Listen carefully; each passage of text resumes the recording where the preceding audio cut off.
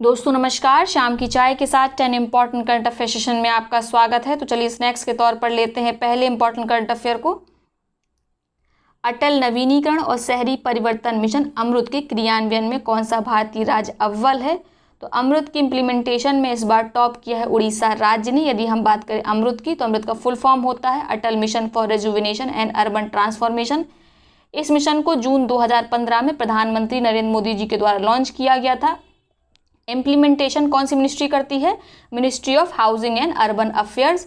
इस मिशन का मुख्य उद्देश्य शहरी जीवन की गुणवत्ता में सुधार करना है। इसके लिए मुख्यतः दो सुधारों पर फोकस किया जाता है।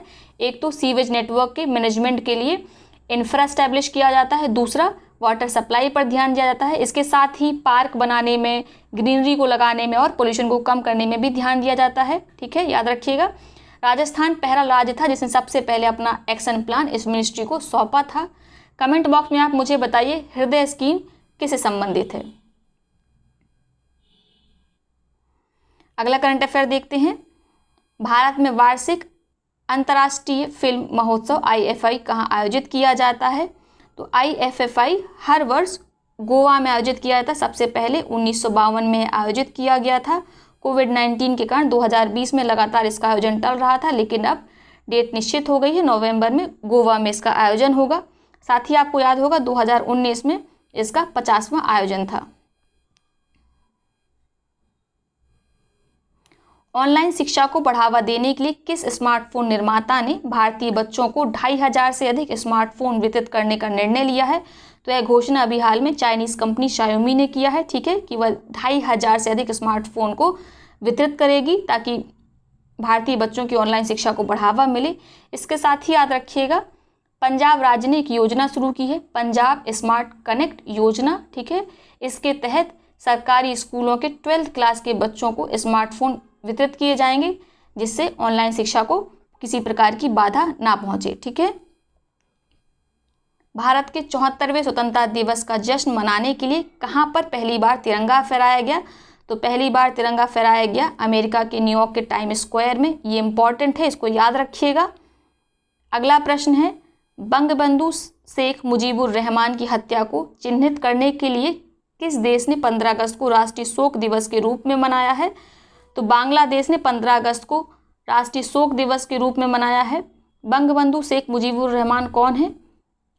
आपको पता है 1971 में भारत के सहयोग से बांग्लादेश को आज़ादी मिली थी और बंगबंधु शेख मुजीबुर रहमान बने थे बांग्लादेश के पहले राष्ट्रपति। इन्हें बांग्लादेश की आज़ादी का नायक भी कहा जाता है, बांग्लादेश का जनक कहा जाता है। 1975 में जब सैनिक तख्ता पलट हुआ तो उस समय इनकी हत्या कर दी गई और इन्हीं की हत्या को चिन्हित करने के लिए 15 अगस्त को बांग्लादेश ने राष्ट्रीय शोक दिवस के रूप में मनाया।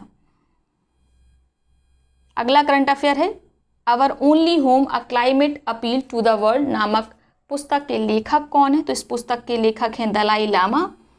साथ ही आपको याद होगा दलाई लामा पर एक बायोग्राफी लिखी थी, किसने? तेंजिंग गेते थोंग ने। बायोग्राफी का नाम था his holiness the 14th Dalai Lama. तो पुराने करंट अफेयर को भी आप लगातार रिवाइज करते जाया करिए, नहीं तो अगर आप उसको एक जगह लिख के रखते जाएंगे तो बहुत ज़्यादा हो जाएंगे। ठीक है, और एग्ज़ाम के समय आप उसको रिवाइज नहीं कर पाएंगे। कौन सा देश संयुक्त अरब अमीरात के साथ अब्राहम अकॉर्ड समझौते पर सहमत हो गया है?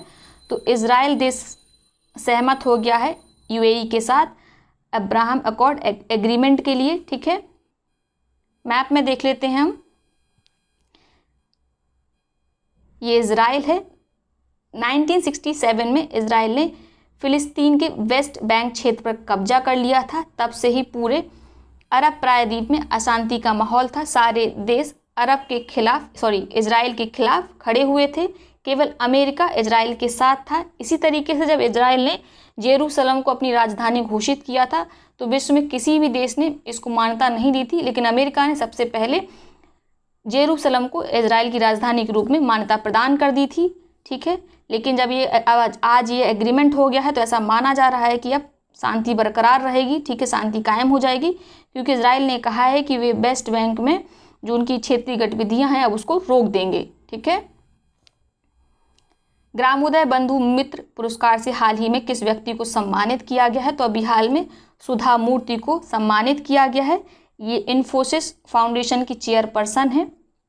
ग्रामोदय बंधु मित्र पुरस्कार में और लोग को भी सम्मानित किया गया है, उनके भी नाम आप याद रखिएगा। वैसे बहुत सारे लोग हैं, सबके नाम याद रखना आसान नहीं है, पर जो लोग इंपॉर्टेंट हैं उनके नाम याद रखिएगा। एक तो एग्री एंड ICT लिमिटेड के शिव कुमार का नाम याद रखिएगा। इसके बाद ही एक पद्म भूषण विजेता हैं विजय भटनागर, इनका नाम याद रखिएगा। साथ में ही सयादी फर्म के विलास सिंधे हैं, ठीक है, इनका नाम याद रखिएगा। ग्रामोदय बंधु मित्र पुरस्कार का गठन महात्मा गांधी की 150वीं जयंती के अवसर पर किया गया था, यानी पिछली वर्ष ही किया गया था, ठीक है, 2019 में। किसने इनका गठन किया था? Gramodaya chambers of commerce in technology जी कॉट के द्वारा। ये एक NGO है, ठीक है, उस्मानिया विश्वविद्यालय के पूर्व छात्रों ने इस NGO की स्थापना की थी और इन्होंने ग्रामोदय बंधु मित्र पुरस्कार की स्थापना की है। चलिए देखते हैं अगला करंट अफेयर। कोविड-19 वैक्सीन की खरीद और प्रबंधन पर राष्ट्रीय विशेषज्ञ समिति के अध्यक्ष के रूप में किसे नियुक्त किया गया है? तो अभी हाल में डॉक्टर VK पॉल को राष्ट्रीय विशेषज्ञ समिति के अध्यक्ष के रूप में नामित किया गया है, ठीक है। ये समिति किससे संबंधित है? कोविड-19 की खरीद और प्रबंधन से। रक्षा क्षेत्र में स्वदेशीकरण के लिए किस पोर्टल को शुरू किया गया है? तो अभी हाल में सृजन पोर्टल को शुरू किया गया है। यह एक one stop shop online portal है। यह कंपनियों को, वेंडर्स को ऐसे सामानों की जानकारी देगा, ठीक है, जिनका स्वदेशीकरण किया जा सकता है, यानी जिनको अपने देश में बनाया जा सकता है। तो ये बहुत अच्छी पहल है। IISc के सहयोग से किस अंतरिक्ष एजेंसी ने चंद्र सतह पर अंतरिक्ष ईंट स्पेस ब्रिक बनाने के लिए एक स्थायी पद्धति विकसित की है? तो अभी हाल में इसरो ने चंद्र सतह पर, चंद्रमा की सतह पर अंतरिक्ष ईंट बनाने के लिए स्थायी पद्धति विकसित की है, याद रखिएगा, इंपॉर्टेंट है। अब आज के सवाल पूछ लेते हैं जिनका जवाब आपको देना है। हाल ही में चर्चा में रहा पापुम रिजर्व फॉरेस्ट किस राज्य में है? आपके विकल्प हैं अरुणाचल प्रदेश, उत्तराखंड, असम, कर्नाटक। अगला प्रश्न है माधवपुर मेला के संबंध में सही कथन चुनिए। पहला कथन है यह मेला गुजरात में मनाया जाता है। दूसरा कथन है माधवपुर मेला अरुणाचल प्रदेश की मिसमी जनजाति से संबंधित है। आपके विकल्प हैं केवल एक, केवल दो, या दोनों ही कथन सही है, या कोई भी कथन सही नहीं है। अब चलिए पिछले सवालों का हम जवाब दे देते हैं। भारतीय सशस्त्र बल द्वारा चीन के साथ तनाव के बीच किस परियोजना को पुनर्जीवित करने की घोषणा की गई? प्रोजेक्ट चीता को पुनर्जीवित करने की घोषणा की गई। इसका उत्तर सुधीर कटियार जी ने बिल्कुल सही दिया था, सबसे पहले दिया था, ठीक है। उत्तर प्रदेश में बायोफ्यूल प्लांट कहाँ स्थापित किया गया है? तो उत्तर प्रदेश में गोरखपुर में बायोफ्यूल प्लांट स्थापित किया गया है। अगला प्रश्न है भारत का पहला राष्ट्रीय पुलिस विश्वविद्यालय कहाँ बनाया जा रहा है? तो इसको बनाया जा रहा है ग्रेटर नोएडा में। याद रखिएगा, कई बार ऑप्शन में नोएडा दे दिया था, आप उसको टिक कर देते हो, तो नोएडा नहीं है, ग्रेटर नोएडा है, ठीक है। साथ में इन क्वेश्चंस को याद रखिएगा, अगर यूपी से क्वेश्चन पूछे जाएंगे तो बहुत अधिक संभावना है कि इन दो प्रश्नों में से किसी ना किसी एक प्रश्न को परीक्षा में रखा जाए।